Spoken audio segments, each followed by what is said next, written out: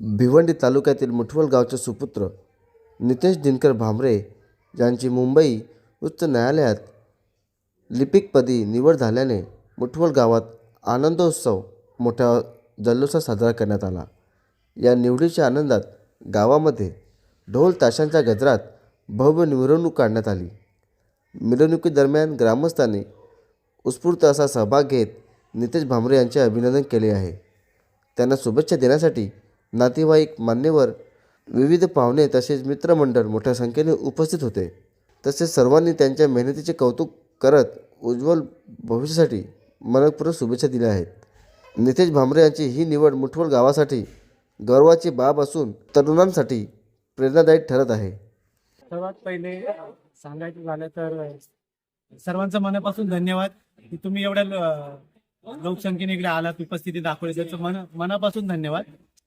जर मागे वळून पाहिलं तर असं वाटतं की खूप अवघड होतं, पण केलंय मी आणि मी आज सक्सेस झालोय।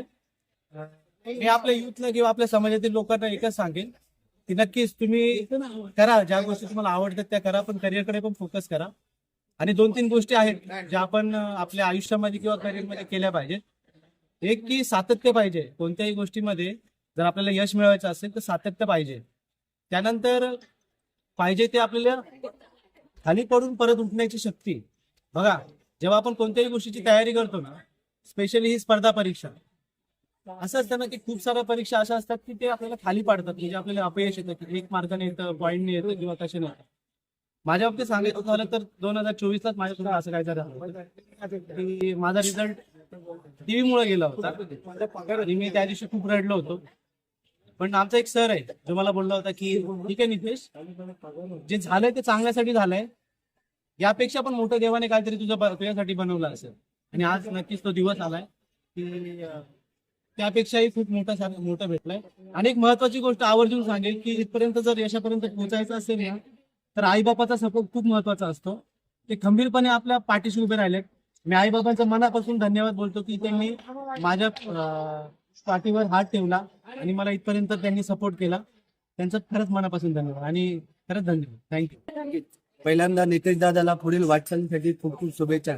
खरं तर आज दादाने करून दाखवलंय, केल्याने होता आहे रे, अधिक केलेच पाहिजे। किस्सा असा होता, काल आम्ही क्रिकेटच्या ग्राउंडवर होतो 5-5:30 वाजता आणि बातमी समजता दादा बोलला की आपलं काम झालंय आणि घरचा रस्ता पकडला आणि त्याच अनुषंगाने आम्ही धावत आलो तर बाबांनी पहिली मिठी मारली। खरं तर बाबा मला मुलासारखा मानत असतं आणि सांगितलं की आपला नितेश जिंकला। आणि खरंच पुढील वाटचालीसाठी नितेश दादाला खूप खूप शुभेच्छा। ना सत्ता साथ जाती है ना संपत्ति साथ जाती है, ना सत्ता साथ जाती है ना संपत्ति साथ जाती है, लेकिन इंसानियत हर हालत में साथ निभत आहे। नक्कीच आजच्या धावपळीच्या युगात, स्पर्धेच्या युगात, यंत्रेच्या युगात, तंत्राच्या युगात आपण केलेली मेहनत कधीच वाया जात नाही। पुन्हा एकदा नितेश दादाला पुढील वाटचालीसाठी खूप खूप शुभेच्छा। धन्यवाद।